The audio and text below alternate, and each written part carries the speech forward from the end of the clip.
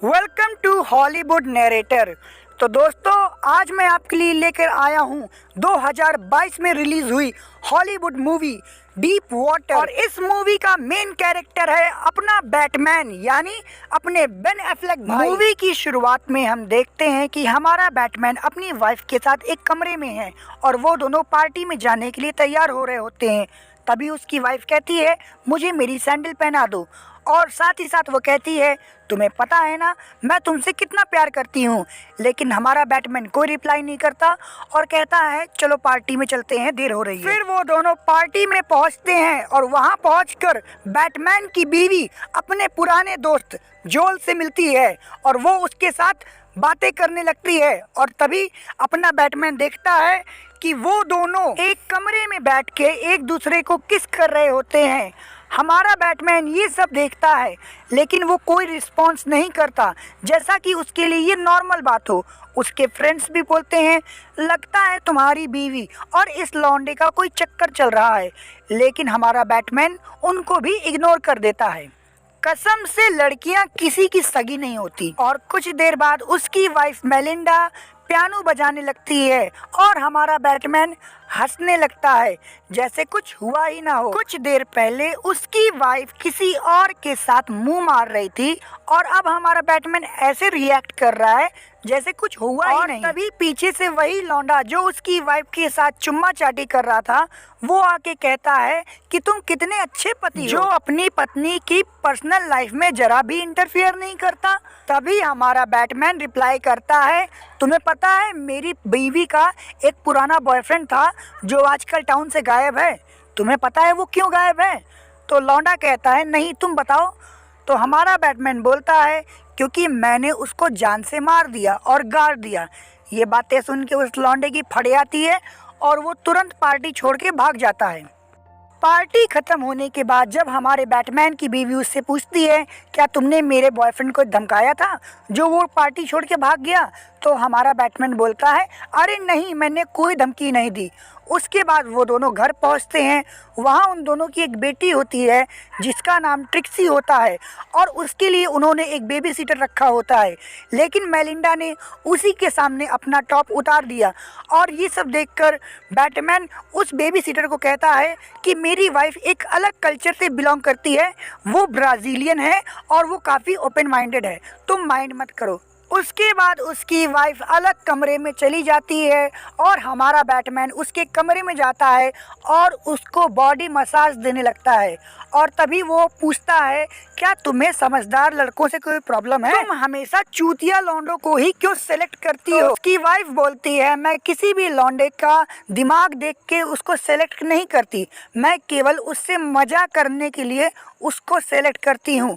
और उसके बाद वो अपने पति से बोलती है, अगर बॉडी मसाज ख़त्म हो गया हो तो तुम दूसरे कमरे में चले जाओ।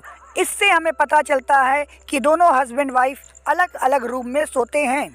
ये हमारे बैटमैन को हमेशा कमीनी बीवी ही क्यों मिलती है? ब्राज़ीलियन वाइफ और अमेरिकन हस्बैंड दोनों की लाइफ बाहर से तो एकदम परफेक्ट दिखती है, लेकिन उनका इंटरनल मैटर कितना गंदा है आप देख सकते हैं। जहां उसकी बीवी हर दूसरे लौंडे के साथ मुंह मारती है, वहीं बेचारा पति उस कैरेक्टरलेस पत्नी को संभालता फिरता है और उसके बॉयफ्रेंड को धमकाता फिरता है ताकि कोई भी लड़का उसके करीब ना आए। और वो अपना ज़्यादातर समय अपनी बेटी के साथ और अपनी हॉबी के साथ, जो कि है स्नेल फार्मिंग, उसमें बिताता है।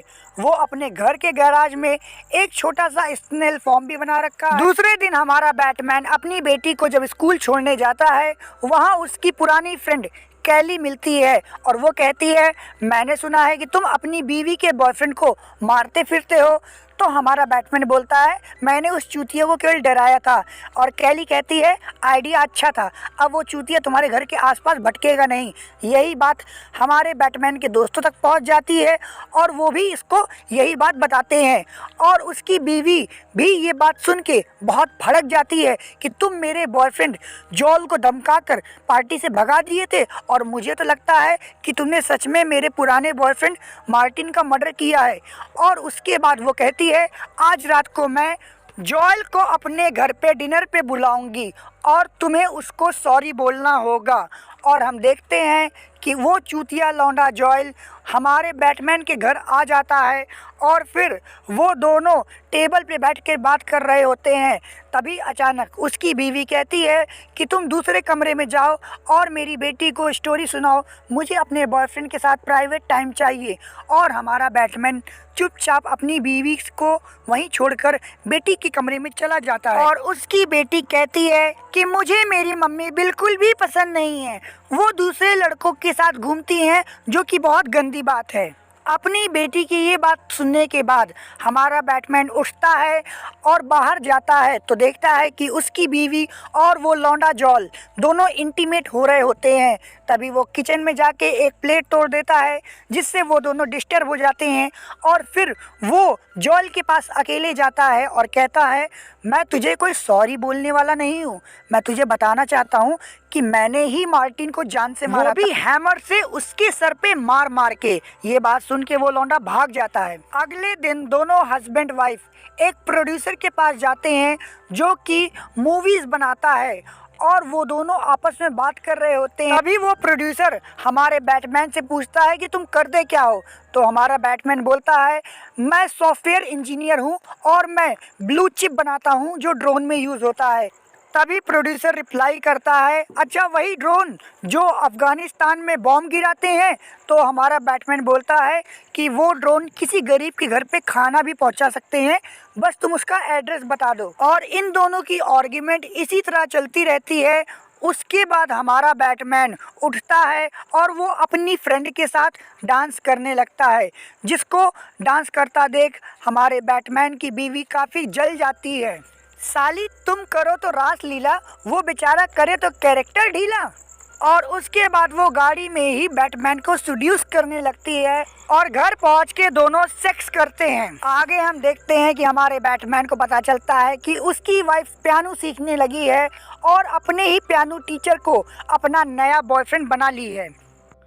दूसरी तरफ हमारा बैटमैन ये सोच सोच के परेशान है कि कहीं उसकी बीवी उसके नए बॉयफ्रेंड के साथ सेक्स तो नहीं कर रही है। यही सोच के बेचारा रात भर सो नहीं पाया और अगले दिन जब उसकी बीवी घर पे आती है तो वो उससे पूछता है कि तुम कहाँ थी रात भर। तो उसकी बीवी कहती है, मैं अपने नए बॉयफ्रेंड के साथ थी और मैं उसके साथ काफ़ी खुश हूँ। हमारे बैटमैन की बीवी इतनी बेशरम है कि वे बैटमैन से कहती है कि मैं तुम्हें कैसे बताऊं कि उसने मुझे किस तरह से खुश किया, उसने मुझे कहाँ कहाँ किस किया और हम दोनों ने कितनी देर तक सेक्स किया। ये सब बातें हमारे बैटमैन से सुनी भी नहीं जा रही थी, वो इतना बेशर्मी के साथ बोले पड़ी थी। तभी हमारा बैटमैन गुस्से में कहता है, तुम्हें जरा भी शर्म नहीं आती, हमारी एक छोटी बच्ची है, तुम्हें उसका तो लिहाज रखना चाहिए। तभी उसकी बीवी कहती है, सुनो, ये बच्चे पैदा करने का प्लान तुम्हारा था, मेरा नहीं। मैं तो तुम्हारे साथ ओपन रिलेशनशिप में रहना चाहती थी, लेकिन तुम्ही को शौक चढ़ा था बच्चे पैदा करने का, तो अब झेलो, लेकिन मैं अपना एंजॉयमेंट बंद नहीं कर सकती। उन दोनों की ये बातों से हमें पता चलता है कि उसकी बीवी हमेशा से ही ओपन रिलेशनशिप में रहना चाहती थी, लेकिन ये हमारा बैटमैन है जो एक कैरेक्टरलेस लड़की को अपनी बीवी बनाना चाहता था। और अब उनकी लाइफ, उनका रिलेशन डीप वाटर में फंस चुका है और अब हमारे बैटमैन का पति धर्म जाग चुका है और वो डिसाइड करता है अब ऐसा कुछ नहीं चलेगा। और अगले दिन उनके घर में एक पार्टी होती है जहाँ पर उनके कई दोस्त आते हैं और वहीं पर मेलिंडा का नया बॉयफ्रेंड पियानो टीचर भी आता है। उसको देख के मेलिंडा तो बहुत खुश होती है, लेकिन हमारा बैटमैन चिढ़ जाता है और मेलिंडा के रिक्वेस्ट करने पे वो पियानो टीचर घर में पियानो बजाता है, जिस पे मेलिंडा खूब नाचती है। और शाम होने के बाद हमारा बैटमैन अपनी बीवी को ढूंढ रहा होता है और वो देखता है कि उसकी बीवी उसी पियानो टीचर के साथ कमरे से बाहर आती है और वो दोनों स्विमिंग पूल में जाके एंजॉय करते हैं, एक दूसरे को किस करते हैं। ये सब देख के हमारे बैटमैन की गांड जल जाती है और वो डिसाइड करता है अब ये सब कुछ नहीं चलने वाला, मुझे आज रात ही इस लौंडे का कुछ करना होगा। कुछ देर बाद बारिश शुरू हो जाती है और सभी लोग घर के अंदर भाग जाते हैं, लेकिन उसका बॉयफ्रेंड चार्ली स्विमिंग पूल में ही नहा रहा होता है। तभी मौका पाकर हमारा बैटमैन भी स्विमिंग पूल में जाता है और उसके बॉयफ्रेंड को पानी में डुबा के मार डालता है और फिर घर के अंदर आके कुकीज़ खाने लगता है। जब मेलिंडा अपने बॉयफ्रेंड को ढूंढते हुए स्विमिंग पूल के पास जाती है तो वो देखती है कि वो मर चुका है और उसकी वाइफ जोर जोर से चिल्लाने लगती है। तभी सब लोग बाहर आते हैं और चार्ली की डेड बॉडी को स्विमिंग पूल से बाहर निकालते हैं और वहाँ पर डॉक्टर आता है जो कि उसको डेड घोषित कर देता है। उसके बाद वहाँ पर पुलिस भी आती है। काफ़ी इन्वेस्टिगेट करने के बाद उन्हें कोई सबूत नहीं मिलता तो वो उसे एक्सीडेंट केस मानकर छोड़ देती है। लेकिन डॉन जो कि फिल्म प्रोड्यूसर था उसने चार्ली और बैटमैन को स्विमिंग पूल में अकेले देखा था। उसे बैटमैन के ऊपर शक हो गया था। उसने प्राइवेट इन्वेस्टिगेटर हायर करके बैटमैन के पीछे लगा दिया होता है और बैटमैन को भी ये बात पता चल जाती है कि उसकी बीवी ही उस इन्वेस्टिगेटर को पैसे ट्रांसफ़र कर रही है। उसके बाद हमारा बैटमैन उसी डॉन प्रोड्यूसर के पास जाता है और उसको खूब गरियाता है और कहता है तेरी औकात कैसे हुई मेरे पीछे जासूस लगाने का। और फिल्म प्रोड्यूसर की बीवी भी फिल्म प्रोड्यूसर को डांटती है और सॉरी कहने को कहती है, लेकिन वो कहता है मैंने कुछ किया ही नहीं। और ये बातें इसी तरह चलती रहती हैं। लेकिन हमारे बैटमैन के लिए रियल प्रॉब्लम वो फिल्म प्रोड्यूसर नहीं बल्कि उसकी अपनी ही बीवी है जो अपने एक पुराने बॉयफ्रेंड के साथ रीयूनाइट हो गई है, जो उसके कॉलेज के समय में उसके साथ रिलेशनशिप में था। अब हमारे बैटमैन के लिए एक नया लौंडा मुसीबत बन गया है और तभी हम देखते हैं कि बैटमैन की बेटी ट्रिक्सी उससे कहती है कि पापा मुझे पता है आपने ही चार्ली को मारा है। तो बैटमैन उससे कहता है ठीक है बेटा, लेकिन ये बात तुम अपने तक ही रखना। और तभी वो अपनी बीवी को अपने बॉयफ्रेंड के साथ बात करता हुआ सुनती है कि हम जल्द ही यहाँ से ब्राज़ील शिफ्ट हो जाएंगे और साथ में अपनी बेटी ट्रिक्सी को भी लेते जाएंगे। ये बातें सुन के हमारे बैटमैन का गुस्सा और ज़्यादा बढ़ जाता है कि एक तो मेरी बीवी इतनी कैरेक्टरलेस है और दूसरे पे वो मेरी बेटी को भी मुझसे दूर ले जाना चाहती है और वहाँ जाके ब्राज़ील में शिफ्ट होना चाहती है। अगले दिन हमारे बैटमैन का गुस्सा और बढ़ जाता है क्योंकि उसकी बीवी अपने पुराने बॉयफ्रेंड को अपने घर में बुला लेती है, जहाँ पर पहले तो वो साथ में लंच करते हैं और उसके बाद मेलिंडा के ही बेडरूम में दोनों इंटीमेट होते हैं। ये सब देख के हमारे बैटमैन की गांठ जल जाती है और वो अगले दिन उसके बॉयफ्रेंड को एक रेस्टोरेंट के बाहर पिक कर लेता है और कहता है मेलिंडा ने यहीं पास में एक प्रॉपर्टी देखी है, चलो देख के आते हैं। वो दोनों साथ में चल देते हैं और हमारा बैटमैन उसके बॉयफ्रेंड को जंगल में ले जाता है जहां पर वो गाड़ी खड़ी करता है और फिर उसको एक पत्थर से सर पे अटैक कर देता है और फिर वो एक बड़ा पत्थर उठाता है और उसके बॉयफ्रेंड को खींच के मारता है, जिससे उसका बॉयफ्रेंड पहाड़ी से गिर जाता है और गिर के मर जाता है। जिसके बाद बैटमैन उसके पास पहुंचता है और उसका वॉलेट निकाल लेता है और उसको पत्थर से बांधकर पानी में डुबा देता है। ये सब कांड करने के बाद वो अपने घर आता है और अपनी बीवी से पूछता है आजकल तुम्हारा बॉयफ्रेंड नहीं दिख रहा है, और जिसके बाद वो अपनी बेटी के साथ लंच करता है और फिर वो सब काफ़ी इंजॉय करते हैं। उसके बाद वो दोनों उसी हाइकिंग साइट पर जाते हैं जहां पर उसके बॉयफ्रेंड को बैटमैन ने मारा था। वहां पर वो दोनों इंटीमेट होते हैं और हमारा बैटमैन उसको एक डायरी देता है जिसमें उसकी बीवी की कई सारी फ़ोटो होती है। ये सब देख के उसकी बीवी भी इमोशनल हो जाती है और उसे किस करने लगती है।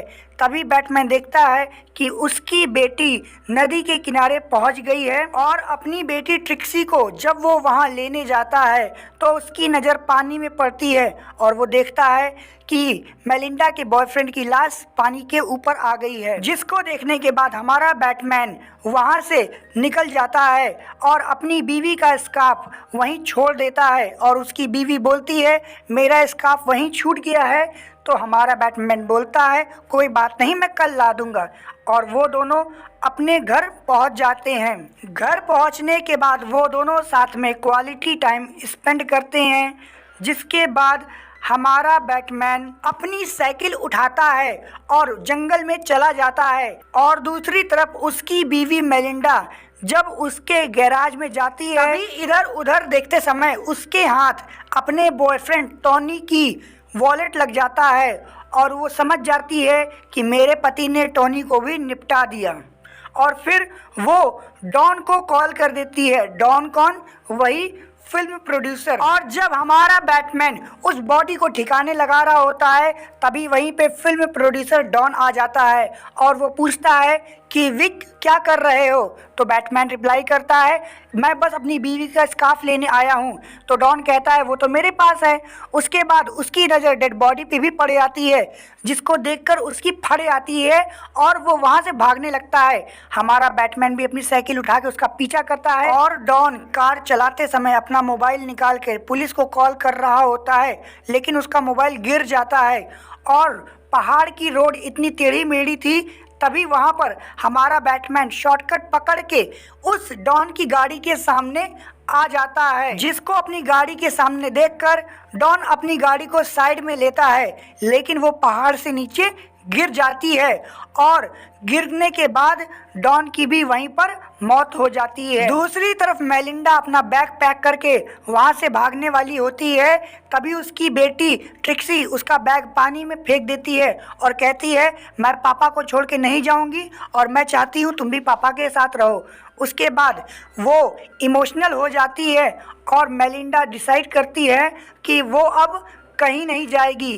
तभी हमारा बैटमैन भी वहाँ आ जाता है और हम देखते हैं कि मेलिंडा ने अपने बॉयफ्रेंड का पर्स जला दिया है और वो डिसाइड करती है कि मेरे पति से ज़्यादा मुझे और कोई प्यार नहीं कर सकता और अब मैं अपनी आदतें सुधार लूँगी और अच्छे से अपने पति के साथ ही रहूँगी। और इसी के साथ बैटमैन की कैरेक्टरलेस बीवी सुधर जाती है और वो बैटमैन और अपनी बेटी के साथ अपनी हैप्पी लाइफ गुजारने के लिए रेडी हो जाती है और मूवी का अंत हो जाता है। इस मूवी को देखने के बाद मैं तो प्रार्थना करता हूँ कि इसके जैसी कैरेक्टरलेस बीवी किसी को ना मिले और बैटमैन जैसा पति सबको मिले। अगर आप भी यही चाहते हैं तो वीडियो को लाइक करिए और चैनल को सब्सक्राइब करिए। हम मिलेंगे अगले वीडियो में, तब तक के लिए गुड बाय।